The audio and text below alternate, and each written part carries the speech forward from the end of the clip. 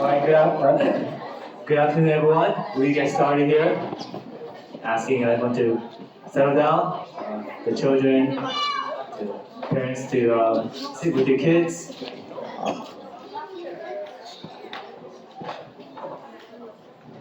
Thank you everyone for joining us. My name is Daniel from Paradise Health Clinic, and welcome to lunch with the doctor. We appreciate you coming despite the weather.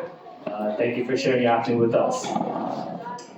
Lunch with the Doctor is a free community event that we put on to promote the joys of plant-based eating and to share the principles of lifestyle medicine. There's going to be two parts. The first part will be a health talk by one of our doctors, and then we invite you to stay for lunch. We have a very special lunch today. It's a Mediterranean theme. So we have rice with shawarma, salad, soup, with dessert is baklava and Dubai cheesecake. Sound good? It's all plant-based, all vegan. And I want to thank our sponsors, our partners for the event, Paradise Fields, Newmarket Seventh-day Adventist Church, who sponsors the meals, Back to Basic Farms. I'm going to invite Elaine from Paradise Fields to just share a few words of welcome. Welcome everyone. My name is Alain. I'm the general manager at Paradise Fields. So how all of this started, actually it started with a farm in Hamilton. This is our little farm in Hamilton, 64 acres. It's a beautiful, beautiful place. And the farm was started with one purpose in mind, is to support and help people on the health journey and help people heal. So our mission is to grow the most nutrient-dense produce possible. Actually, you can find some of our products at Nature's Emporium, and you find a salad and microgreens. And this is going to be the site. We have 3 acres in the back of the farm, completely secluded. It's going to be the site of a 12-bedroom wellness center. So we're really excited about that. It's going to take us maybe a couple of years. But this is where we're going to have a team of the doctors that you see here, the naturopath, the nutritionist, the physiotherapist. We'll have a good team there that's going to do permanently this work of supporting the health and the healing of our community. So this is a philanthropic endeavor. This is a non-for-profit. As you know, the clinic is a non-for-profit. The farm, the owner does not withdraw income or anything like that. It's really to support the community. So I want to invite you to a very special event. If you see here, we have a little greenhouse here, and this is our first time. Last Sunday we had our first brunch in the greenhouse. It was really, really beautiful. It was 25 degrees inside the hoop house, and outside it was minus 15. So we were planning to serve tea. We ended up serving lemonade. And we're talking in February, right? So every 2 weeks-ish, we're holding these beautiful brunch. We have an in-house chef, Daniela. She cooks on some of the best plant-based dishes you will have. And I would say 70% of the dishes were prepared from things we grow at the farm. And we had some nice honeycomb at the end, that's from our bees. So I invite you all, if you want to experience paradise in winter, you have to come to the farm. So, yes? The 3 acres of the land on Paradise Fields Farm. Yes. How was that acquired, that piece of land? Oh, well, it's actually 64 acres. The 3 acres is just at the back, reserved for the wellness center. The owner of the farm, he's a real estate developer, very successful real estate developer. He's passionate about health. So he owned this land since the 70s. And he decided to convert it to an organic farm with a vision to grow very healthy produce and to start the lifestyle center. Very impressive. Yeah. So I invite you all, swing by, even in winter. There's good things that happen in Paradise. So all of you are invited. Check out our website, paradisefields.ca. And the clinic, of course, will support when we have the wellness center. And we're hoping to multiply a lot of these clinics so that people can have 8 days, 14 days, even a month for some of the more serious disease like cancer. So we're really excited. I wanted to just introduce the concept and the farm, and we hope that we'll see you guys around. Thank you so much, and enjoy a great lunch with the doctor.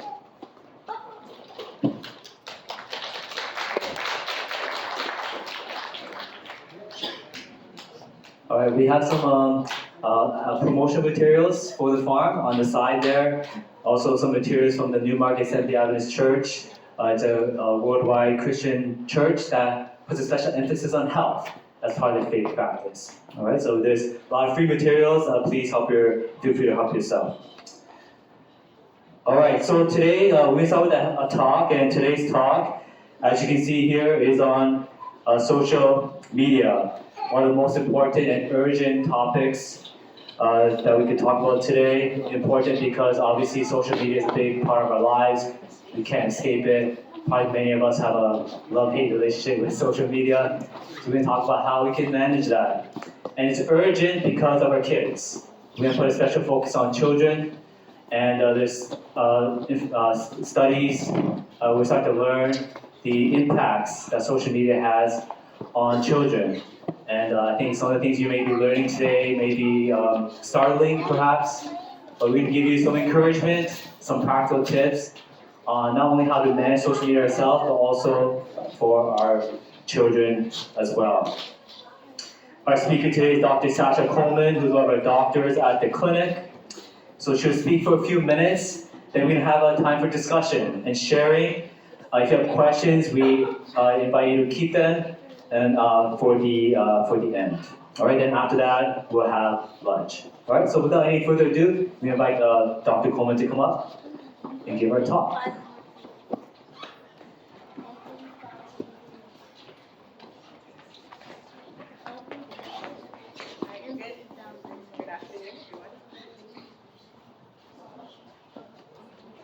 Good afternoon, everyone. All right, so today I'm talking on a very important topic, social media. Now, first, what I want to start off with, the actual picture's going to show up. I want to just talk about this ad first. I don't know if anyone has seen this ad. I'm not going to play the whole thing, but just raise your hand for me if you've seen this ad before. It's by Smartphone Free Childhood USA. Pretty much it is an ad, and when I saw this ad, it literally punched me in the face with the importance of this topic, okay? I'll tell you briefly what happens. So you see a father at the door putting his son to bed. The father says, okay, good night, son.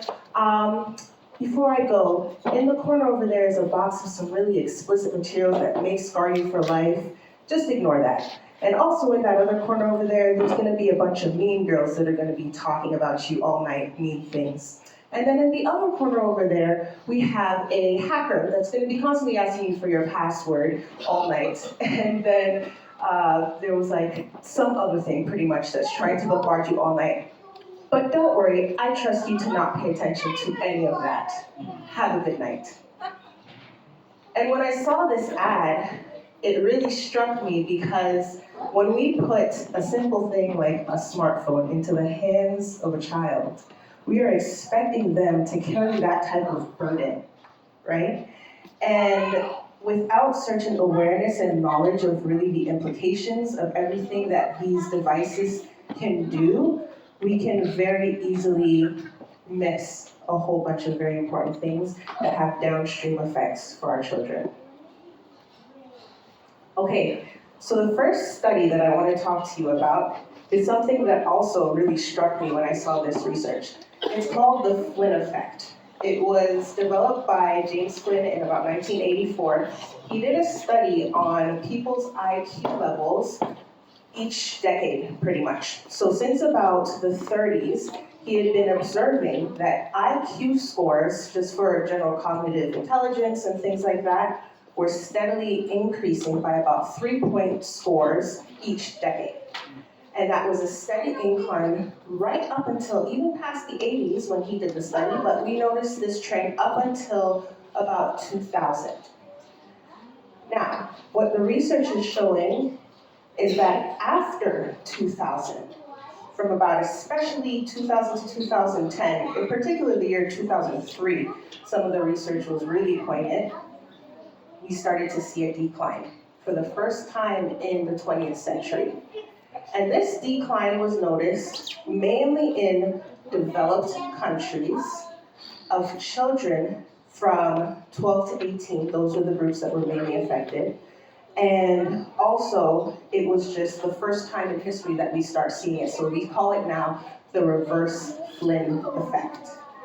And what's really interesting is, me as a millennial, apparently the research is saying that the millennial generation is kind of the highest point that we've had in terms of cognitive ability, IQ, and since then, it's kind of just been declining.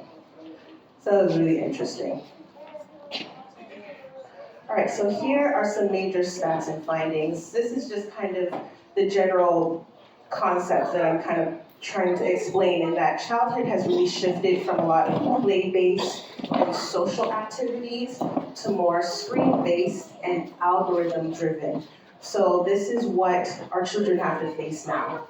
Before, we very much had children that would play and run and do sports and do all these different activities, and now this is the huge portion of their life, these screen-based activities. So when we're looking at the actual percentages, and this is a fairly old study, this is from 2020, but it said that 95% of adolescents ages 13 to 17 have a smartphone, and at least 85% of them are using at least one social media platform. And that's probably a major undershoot at this point. So we see all the different types of social media platforms, but which one do you think is the highest used out of all of them for our teens today? Any guesses? I heard TikTok and I heard YouTube, Snapchat. Top three, okay? So YouTube, in terms of viewership, has the most, but hours per day spent is TikTok, okay? And close by is Snapchat and Instagram, but yeah, TikTok and YouTube actually very, very popular.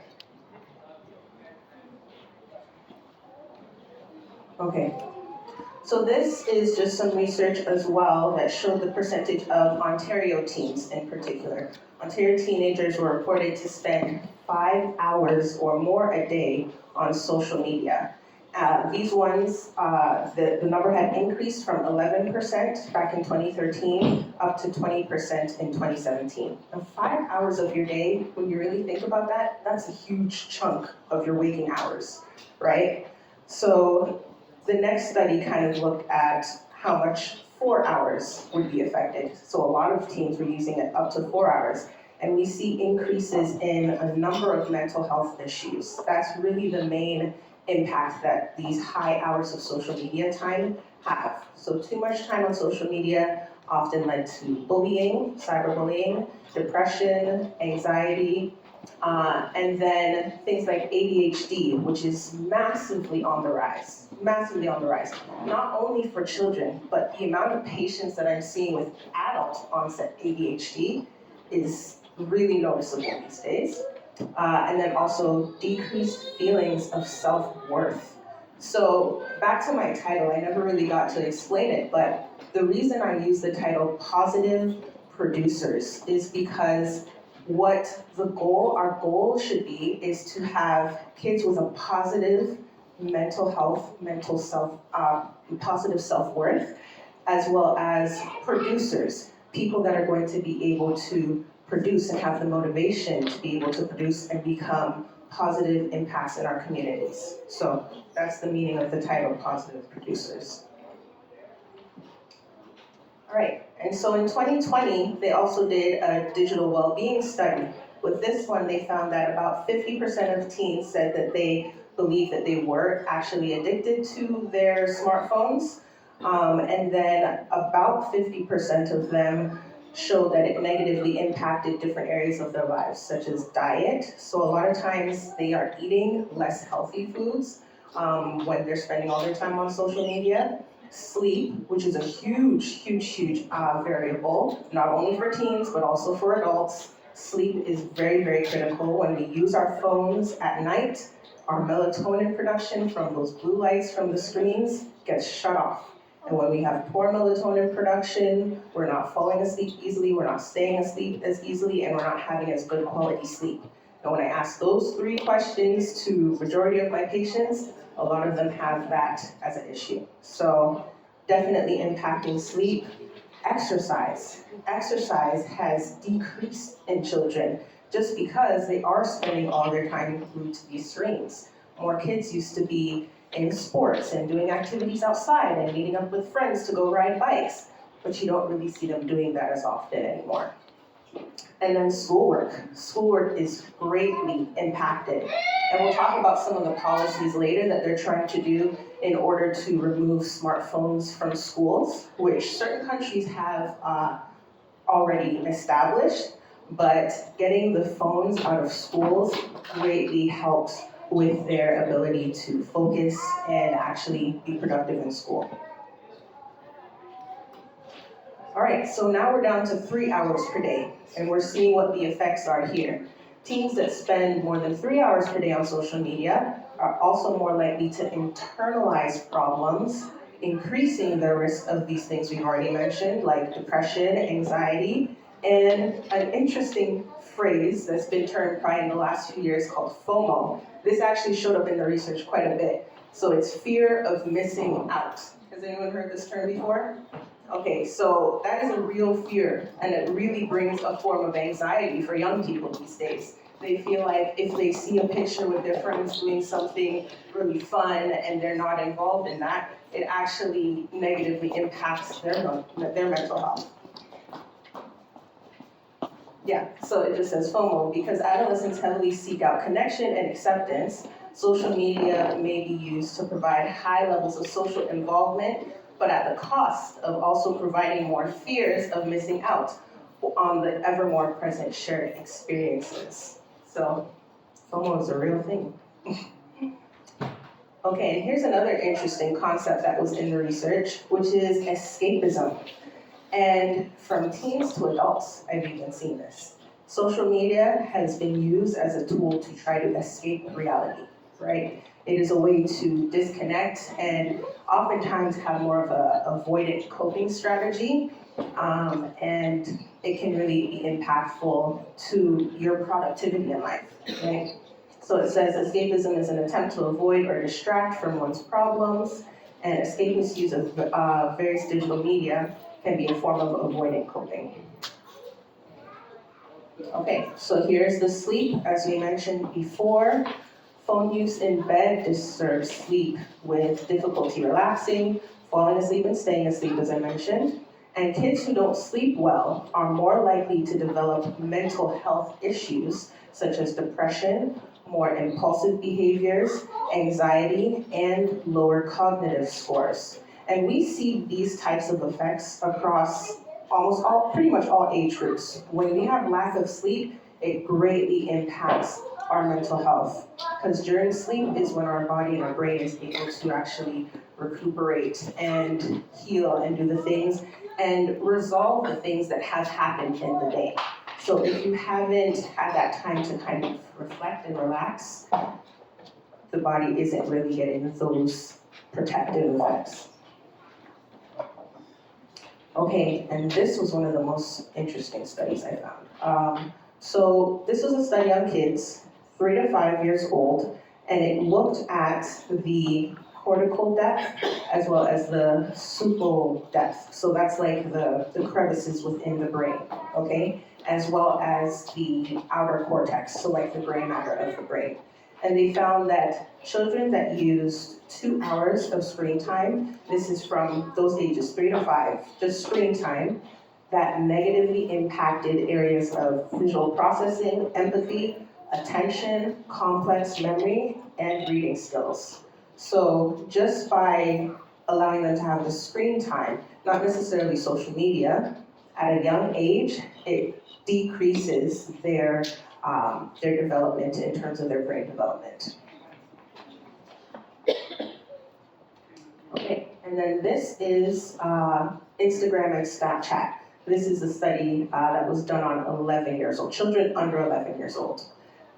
When children are on those social media platforms, they're more likely to develop problematic behaviors. So having online-only friends, visiting sites that their parents wouldn't necessarily want them to be on, and they had a greater chance of taking part in online harassment. So these are really serious things, and that can really be seen more so when you give them the social media aspect before certain ages especially. All right, and on this chart, this is back to the study of Ontario teenagers. We saw that in 2013, the amount of serious mental distress increased from 24% to 39% in 2017. So this is the amount of children that are reporting that they do have some sort of, it has a mental effect on them, like it affects their mental health negatively, and they have to actually seek out medical care for it. It has increased health services utilization, and that's just from 2017. I'm sure those numbers are probably bigger now. Okay, now this is an important point to note as well. Some of these variables and things that we notice differ based on the gender. So we see certain patterns in males versus females. And so that's what we'll go over in this chart here, okay? So for males, we'll start with girls, the social sensitivity aspect. That is, how they're perceived by their friend groups, and how pretty much they think people are seeing them. That is a higher effect than with boys. Appearance pressure, so how they look, how they dress, the makeup and the hair and the clothes and everything. Again, the effect of that is higher for females than males. But for boys, it is still a moderate effect. So boys do kind of still care about appearance. Reward sensitivity. So that's talking specifically about like the dopamine effects that you get from social media. So with boys in particular, which is higher in, they will go onto sites that really give them that dopamine hit every time, that reward system, and that's what affects them more significantly. Emotional expression. So for girls, they'll do more verbal expression, like videos, sharing what they think, that type of thing. Whereas boys, that is more suppressed. So they won't necessarily go on there to share their opinions and what they think and all of that. Algorithm exposure. So we all know about algorithms and how, if you click on one tent, then all that's in your feed is a million different types of tents that you can buy. That's the algorithms, right? So for girls, they mainly focus on beauty and social comparison algorithms. And for boys, it's mainly gaming, dominance, aggression, so war games, video games, that type of thing is more so what's targeted for boys. And then coping style, this is really one of the important points. Girls are more likely to internalize their effects from social media, and that's why we see more of the depression and the anxiety in females, whereas the coping style for boys is more of an external nature, so they may engage in more violent activities or things like that. So that's kind of the differences in how it affects boys versus girls. All right, next is the policies. So I'm not going to go too in depth about this, but if you are interested to learn more about it, the Wall Street Journal did like a 5-part series called the Facebook Files, and they really go in depth into kind of what these social media platforms are doing and the effects that it's having on our kids. So you can look into that, but I'll just kind of go over some of the different policies. So when I say protective policies, what I mean is those policies in place to help try to protect our children from the adverse effects of social media versus policies that will protect the platforms. So the things that, shroud them from being legally vulnerable, okay? So first, COPA is pretty much an agency for privacy and consent. So for children under 13, you have to have a certain, you're not allowed to collect information from that group and utilize it, pretty much. Online Safety Act, that's something that the UK came up with. That's to, again, protect children's use of online media.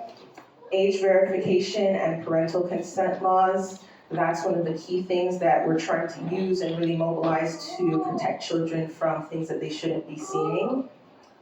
Age-based access bans already have been put in place in places like Australia and Spain. So apparently in Australia, you have to be at least 16 in order to have a social media account. They've actually put that in place.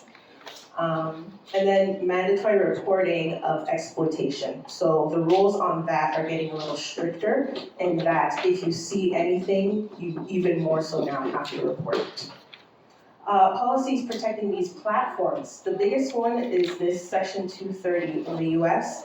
They have it to pretty much give immunity for user content in that these platforms are not the ones that are producing the information that may be harmful to them. They're nothing but a platform. So the issue with that is, with the amendment right, the First Amendment right of free speech, that's why they're saying they're not necessarily liable for what these people say because you can't restrict people's freedom of speech.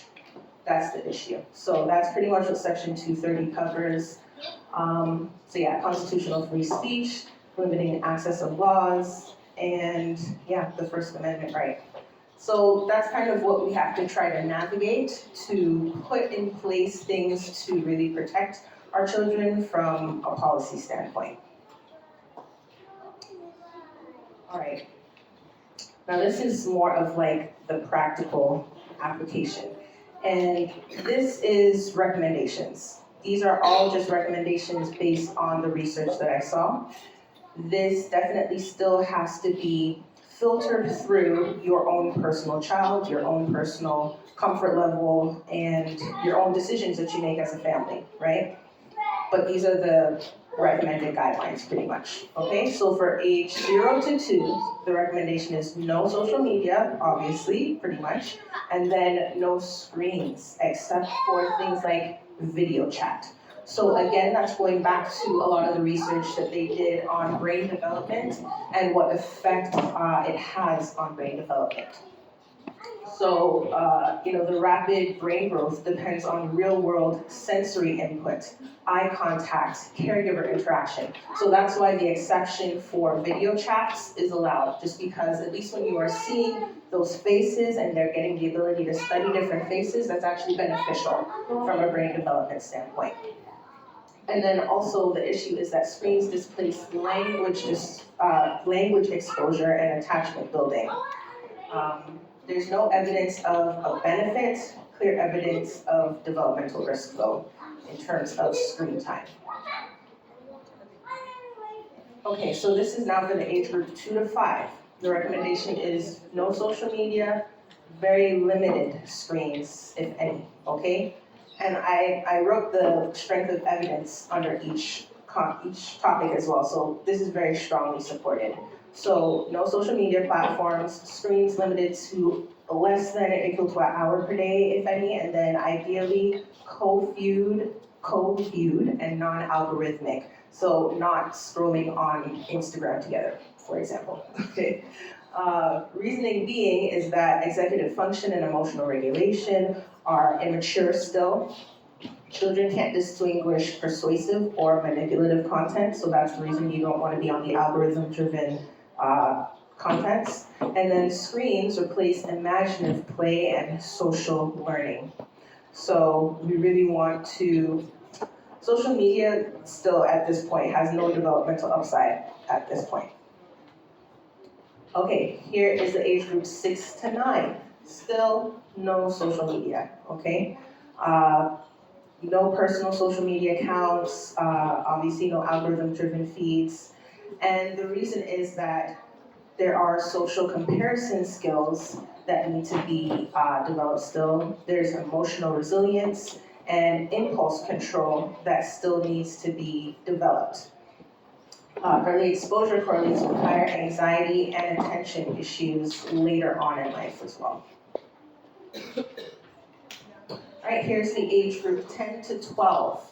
The recommendation here is to delay social media if it's used, and if you do use it, use very heavy guardrails. So that means that you will not have anything like a public account. It would definitely have to be private. No infinite scroll platforms. Strict time limits, like less than 30 minutes a day. Definitely not using it in your bedrooms, and active parental monitoring. And I'll talk to you about some of the different parental monitoring apps and things that you can use as well if you have kids around this age group. But back to the no use in bedrooms. This is actually a recommendation I made for a lot of adults as well. Because very often when we get into habits of scrolling on our phones in our beds, that's when we see insomnia popping up. Because people start associating your bed with your social media time instead of sleeping. So not keeping your phone even in the bedroom if you are having trouble sleeping for adults, I tell them keep it in a completely different room.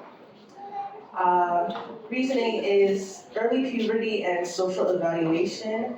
It is at its peak vulnerability at this age group. Dopamine systems are very highly sensitive as well, and self-esteem is so fragile. This is just when essentially they're starting to develop their own type of self-identities and things like that, and just trying to learn to navigate those concepts.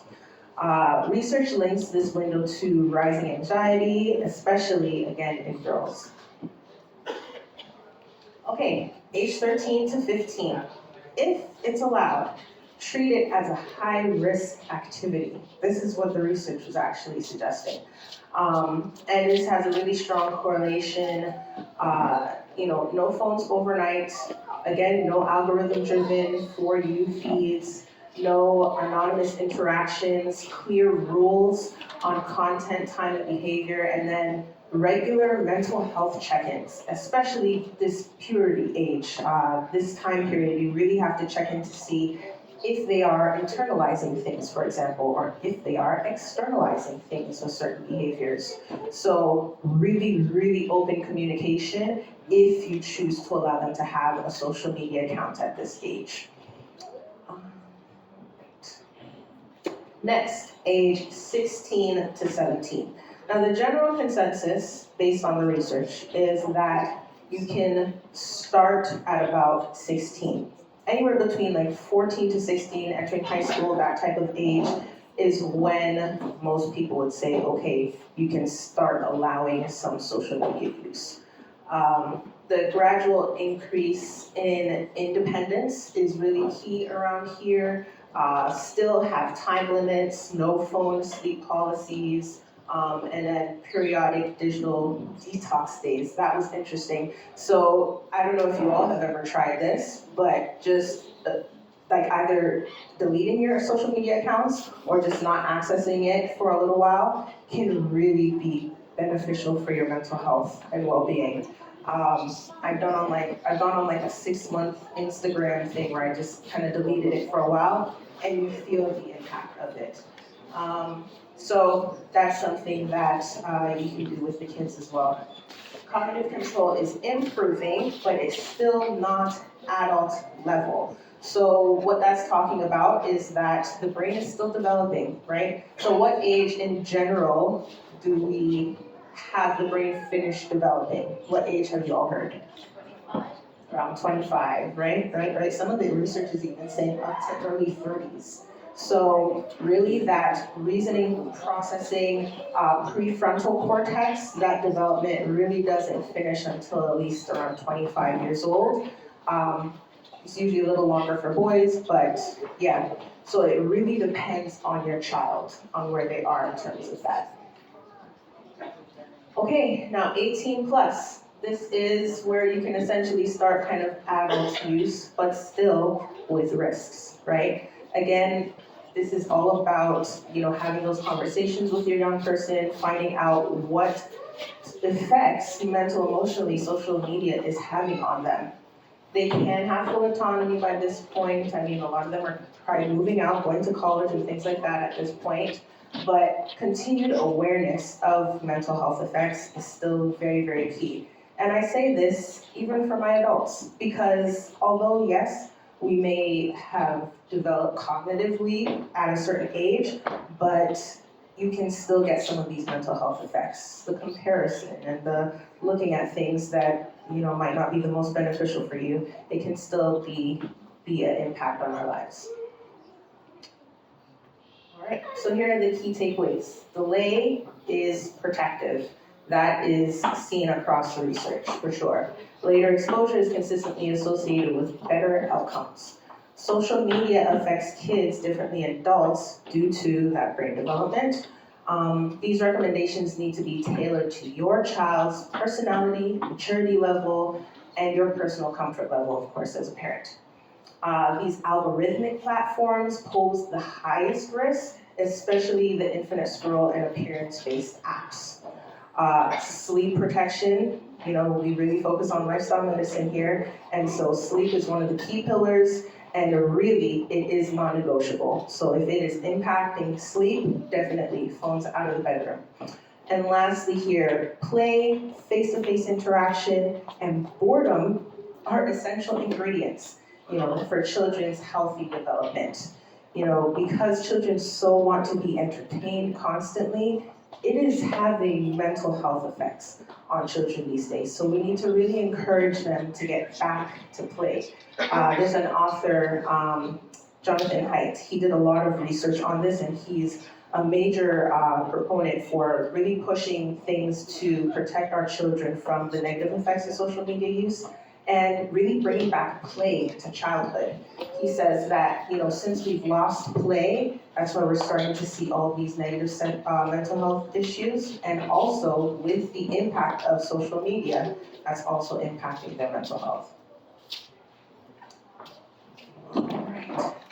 So again, these are more, practical tools that you can really be mindful of to help ensure that our children have good positive interactions if they are going to be using social media, and make sure they're doing it in a healthy way. Okay, so I'm not going to be able to talk on all of these points, but these are some of the key points that I found from the research, and I'll just pick out a few of them to talk a bit more on. And then these again are differences between girls and boys, okay? Gaming and games. So this strong parent-child relationship. One of the strongest protective factors is this parent-child relationship. So when we have warm, responsive parenting, when we're doing those regular check-ins to see how they're doing, just in general, that is one of the best protective measures that you can do, because then you can actually nip things in the bud. If we start to see, bullying or something like that kind of occurring with our children, then you can have those conversations, and not in an interrogative way. That was really key. They have to feel comfortable enough to share these things, right? And then emotional availability. You being emotionally available to hear what they have to say without judgment and be able to be a help to them.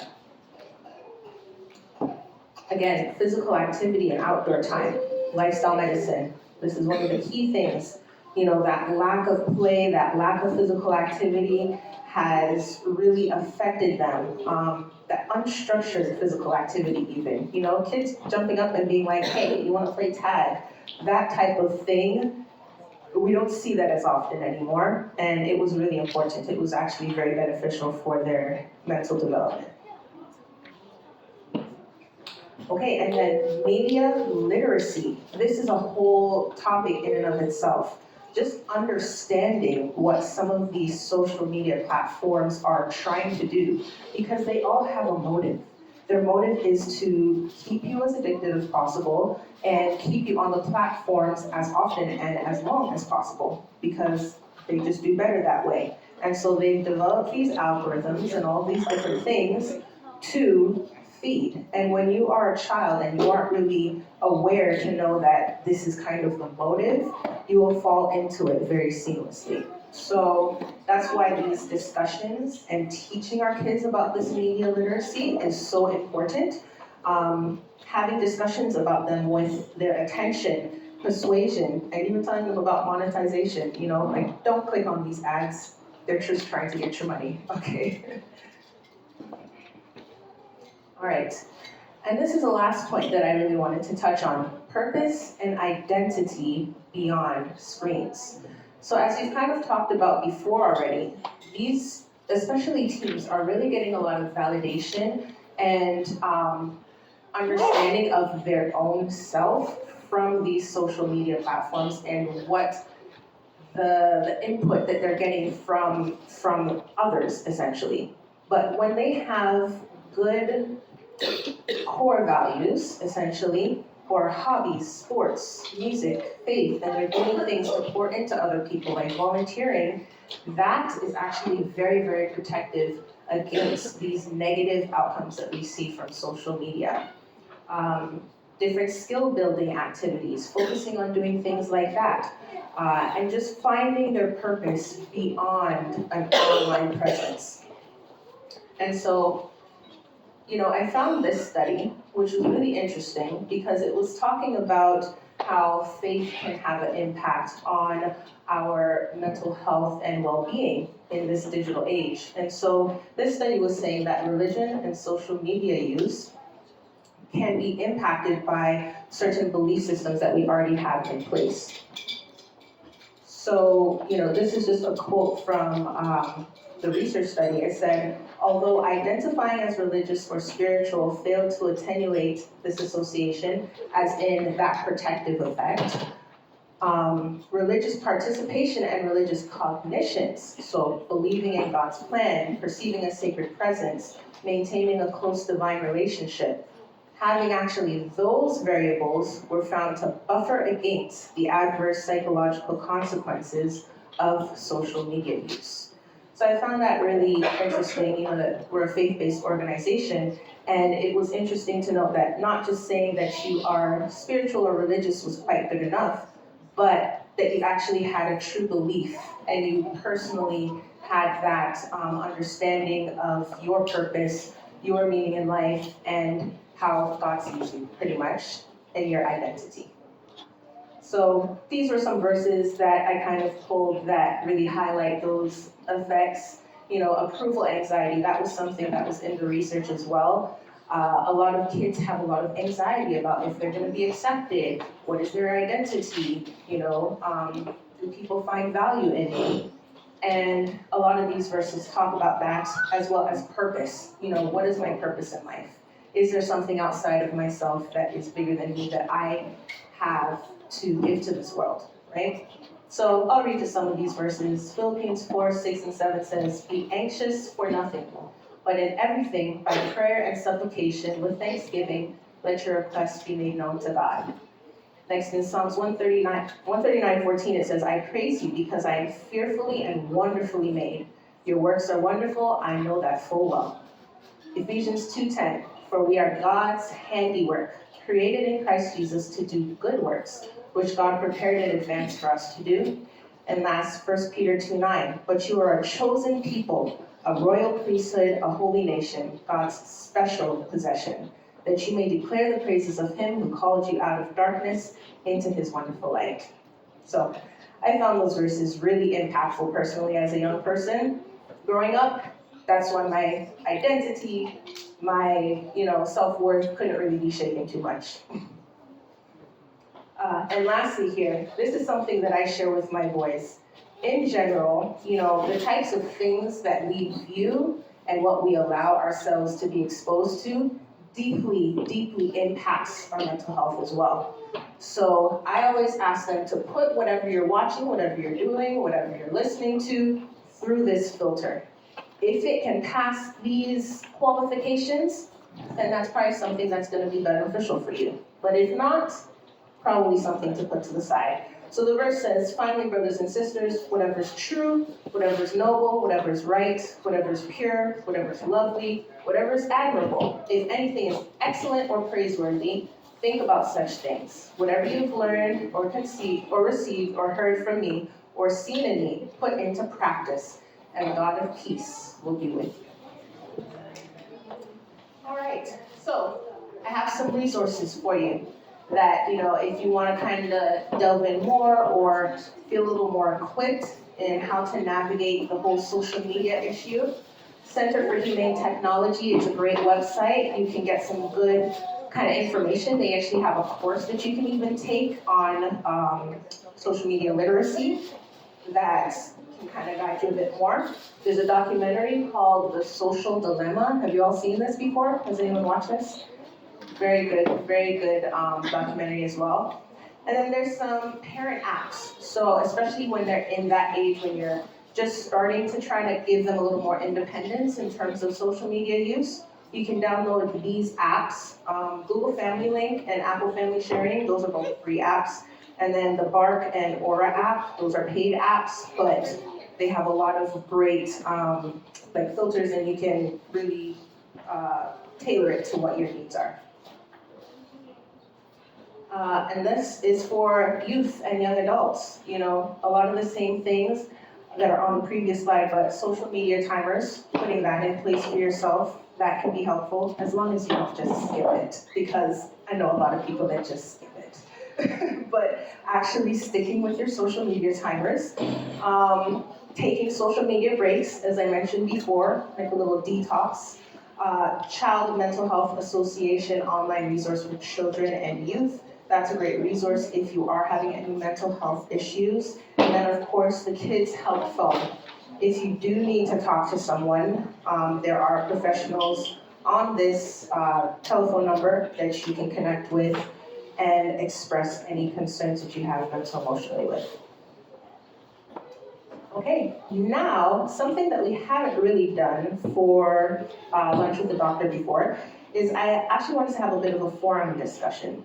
So I have a few questions that I'd actually like to hear your ideas or your inputs on, because I really think that in order for things to change, we kind of have to try to come on the same page, come to an agreement about what we think is going to be okay for our children versus not. And so I'd really love to hear from your perspective some of these answers, okay? So first question, what does healthy adult tech use look like in your home? The reason I say this is because children mirror what they see their parents do, right?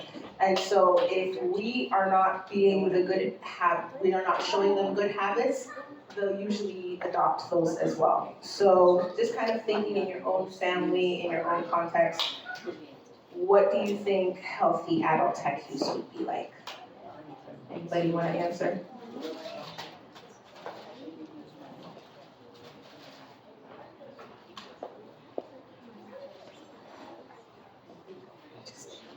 You want to just try to speak it up? Okay, Thank you. so like our family rule is no screens at the table when we're eating. That's great. Yeah, that's a really great one. They had certain areas. Some people said, in the car, no phones, or at dinner time, no phones. That's a really, really great thing to try to implement. Anybody else?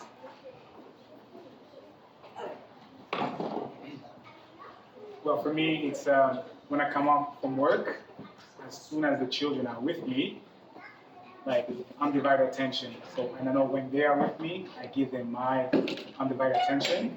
It was tough at the beginning, but putting the phone away, like leaving it in my jacket completely, it took me time to implement that, but I want them to know that they have my full, absolute attention. That's what I do. That's really good. That's really good.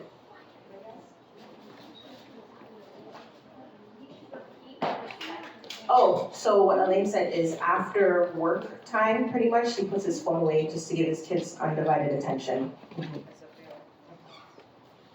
a baby. Oh, go ahead. Just setting boundaries around the use. In our family at home, I've told him he's not allowed to have a phone until he's a certain age. And he knows that, right? You're not gonna have a 12 at least. Yeah. Great, great, great. Good. Setting clear boundaries. Yeah, definitely. All right. Great. I have another question now, okay? What would you want schools or communities to do differently regarding phones and social media here in Ontario?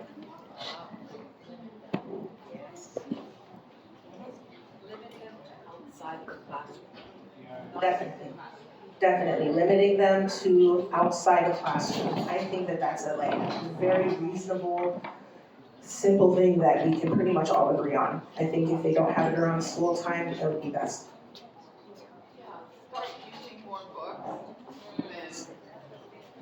Start using more books. Yes, exactly. Yeah, my own personal things with that. Yeah, I really wish there was more books, honestly, with school. Anything else? More playtime. More Because I playtime. remember in school when I was young, I was bored to death.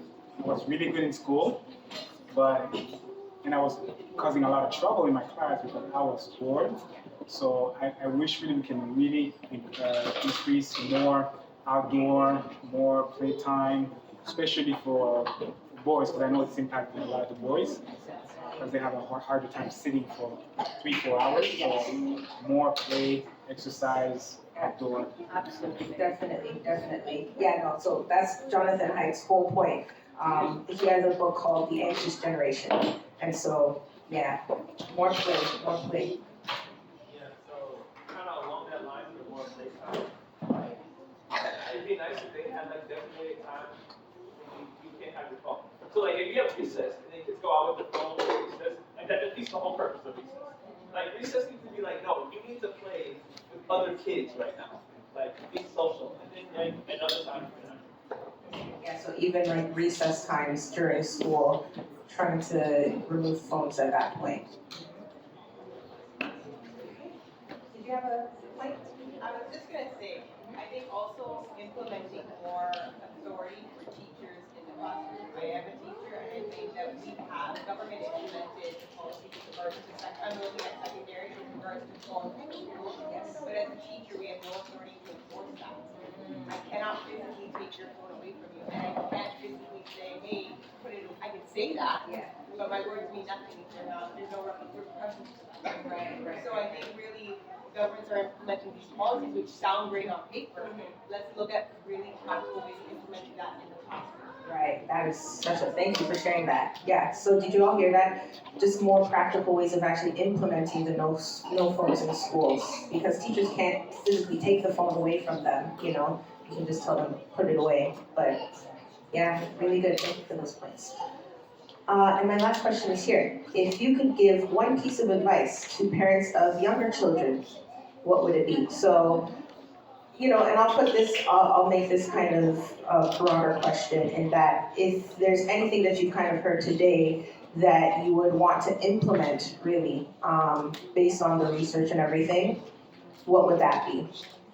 So advice. Go ahead. The power of play.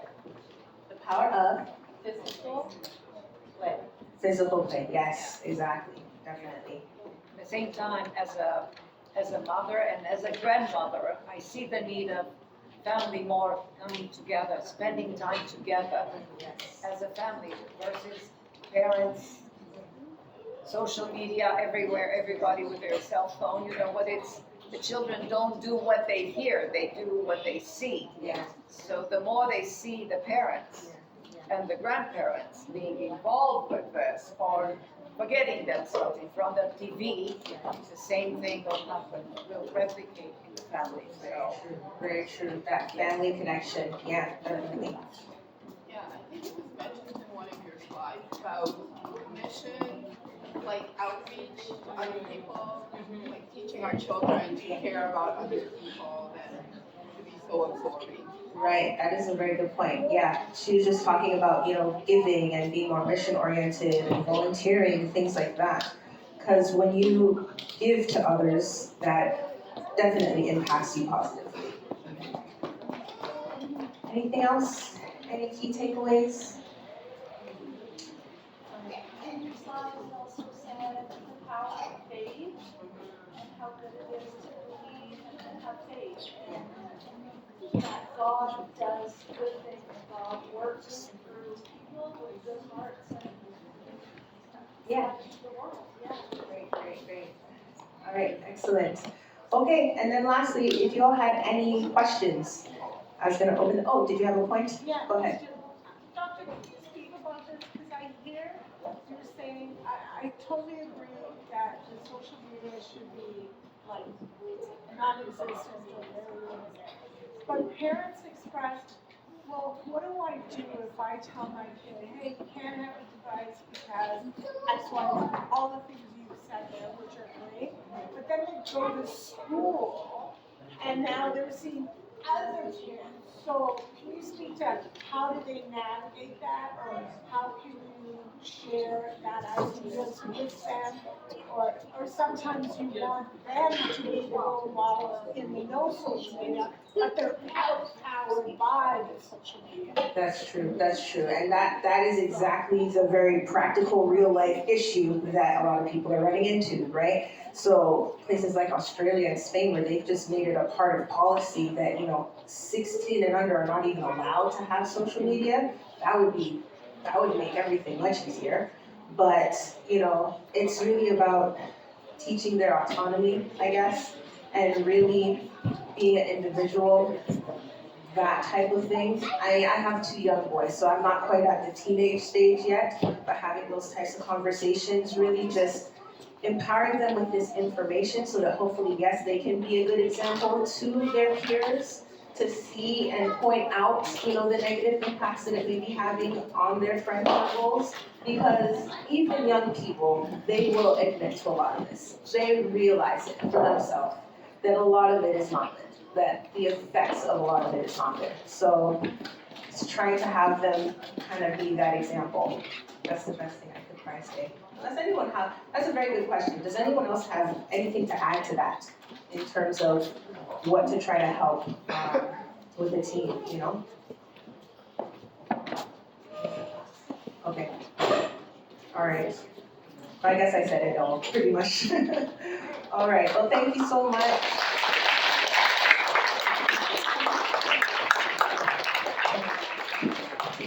All right, thank you everyone. Thank you, Dr. Sasha, for the talk. I hope everyone learned something. Now it's time for lunch. We invite everyone to stay for lunch here. One moment, please. Actually, before that, we want to invite you to our next lunch with the doctor. It's March 21, 2026, and we'll be talking about the new American dietary guidelines, the Make America Healthy Again movement, and just asking a broader question, like how do we navigate the fact that there's so many different conflicting health information online? Different doctors, even different countries have all different things that they're saying. What could be our foundation for building a healthy lifestyle? So we're going to just share from our perspective as Newmarket Seventh-day Adventists and as the Paradise Health Clinic, where we start from in terms of health. We think that would be helpful to you. So right now you would have got an email if you registered with a link. You could register for this event. You'll be receiving a feedback form. We welcome your feedback as well. All right, so the lunch again is sponsored by the Newmarket Seventh-day Adventists. It's Mediterranean style. It's all plant-based, so there's no egg, milk, or meat. We think you enjoy it very much. I'm going to invite Ricky from Newmarket to just share a word of gratitude for the food. All right, then we'll start serving by table. Thank you, Mr. Sasha. Heavenly Father, Lord, we thank you for bringing us today, oh God. We thank you that you are interested in our health, that we may have full, long lives. Bless this food as we eat, oh Lord, may it be medicine to our bodies and our souls. In Jesus' name I pray. All right, thank you everyone. So we're going to start with the little table.